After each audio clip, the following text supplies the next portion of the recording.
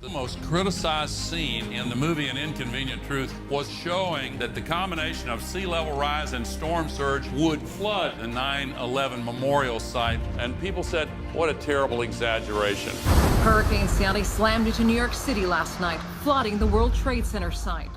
I'm always gratified at how many people say nice things about the impact An Inconvenient Truth had on their thinking and the way they feel about the climate crisis. It's my fervent hope that this new movie will increase the sense of urgency people feel and also give them an appropriate feeling of hope that we really can solve this, because we can. The solutions are available now. A decade ago, they were visible on the horizon, but you had to rely on the technology experts to assure you they were coming. Now they're here. Storms get stronger and more destructive. Watch the water splash off the city. This is global warming. I think we have to be honest and candid and forceful in saying that this is the most serious challenge that human civilization has ever confronted.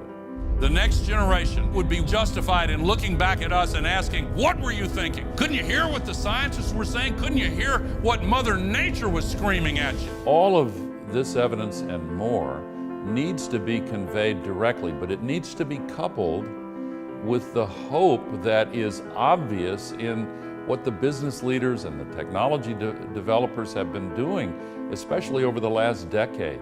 We can solve this. The United States will withdraw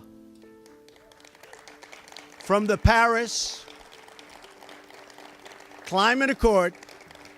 The current administration of Donald Trump could hardly be worse where climate is concerned.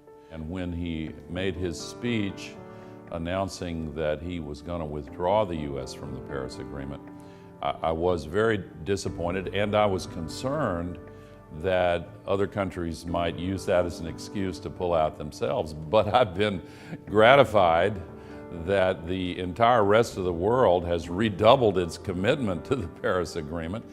And within this country, so many governors and mayors and business leaders have stepped up to say, we're still in the Paris Agreement, we're going to meet the U.S. commitments.